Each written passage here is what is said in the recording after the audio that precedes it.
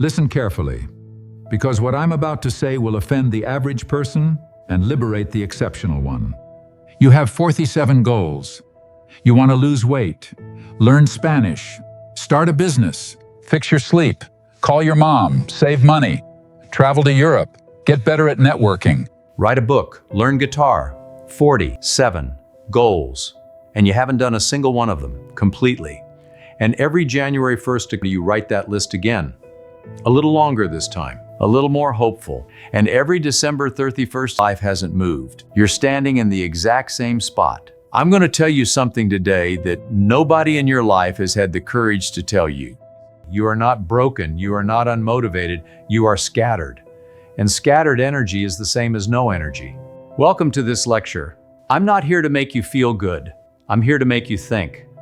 Let me ask you something, and I want you to actually think about this. When was the last time you gave everything you had to one thing? Not split your attention, not multitask, not bounce between 3 apps and a podcast while working on your goals. I mean, when did you actually lock in? For most people, the answer is never. Because we live in a culture that has completely romanticized the idea of doing more.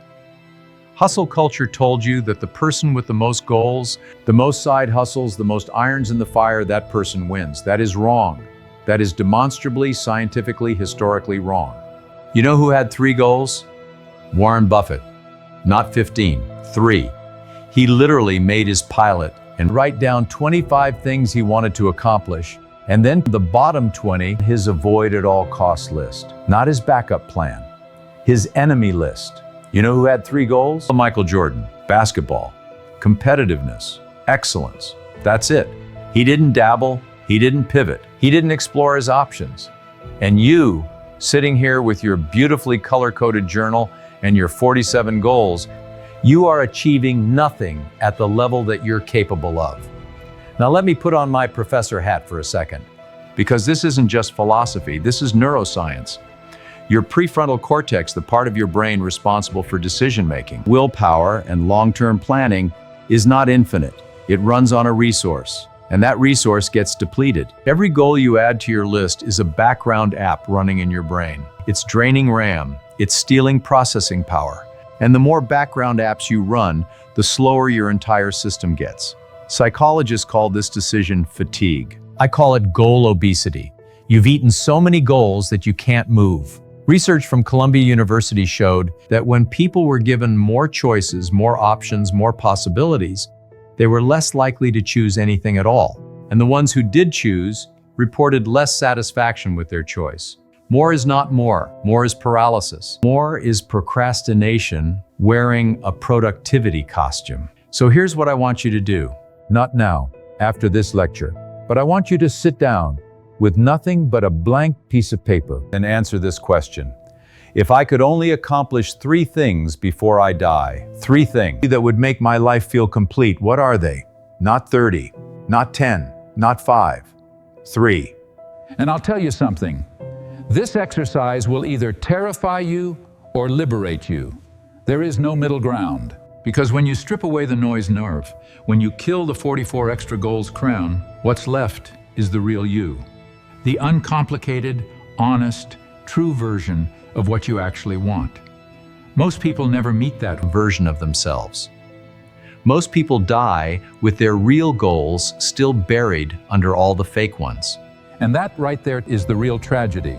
But for right now, just sit with that question. 3 things, that's it. What are yours? Now, let's talk about which 3 goals. Because here's where most people mess up. Even after they accept the 3-goal concept.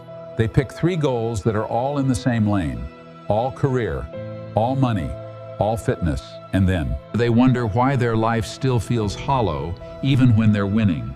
A life well built is not a monolith, it's a triangle. And your 3 goals need to sit at 3 different corners. Corner 1, the external goal. This is what you're building in the world. Your career, your business, your financial legacy. The thing that, when someone Googles your name 20 years from now, shows up.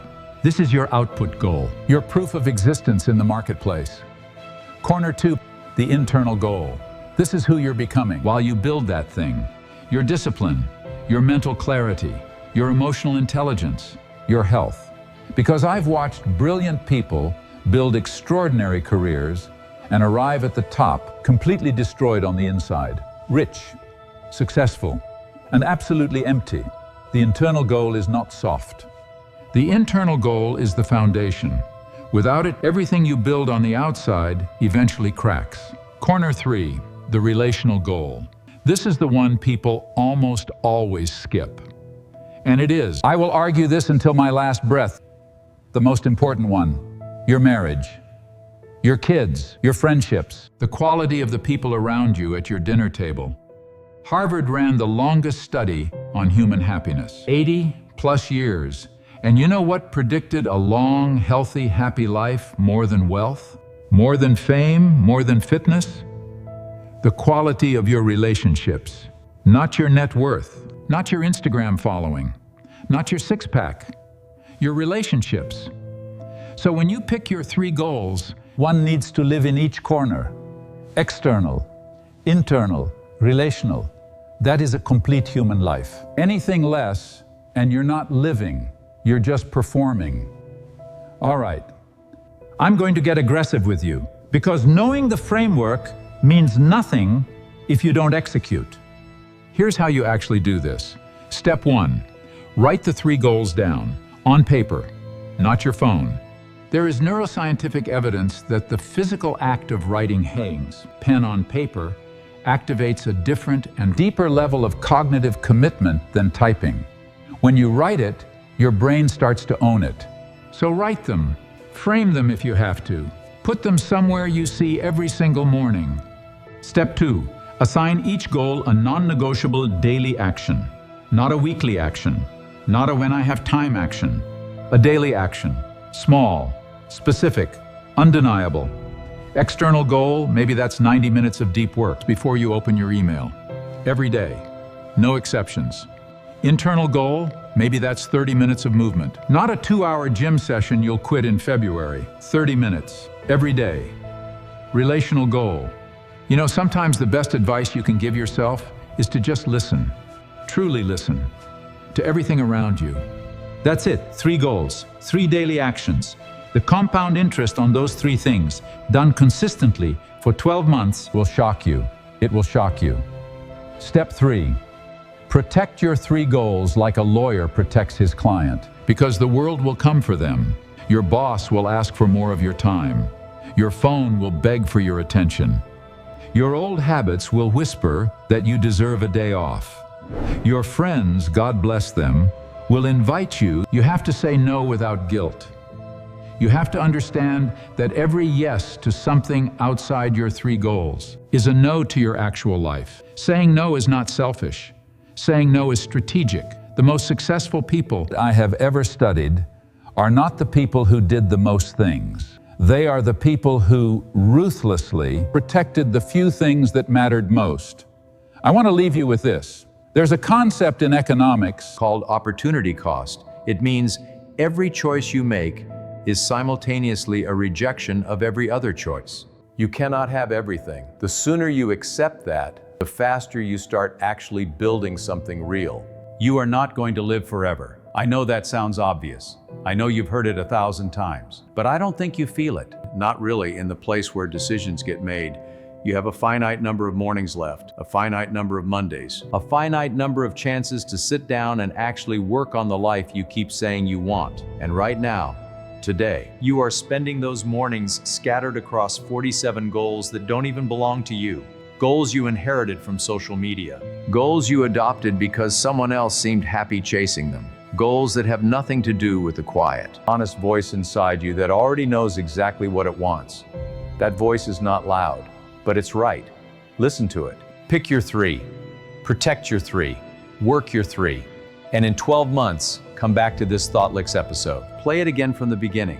And I promise you, the person listening the second time will not be the same person listening right now. Most people will watch this, nod their heads, and do absolutely nothing.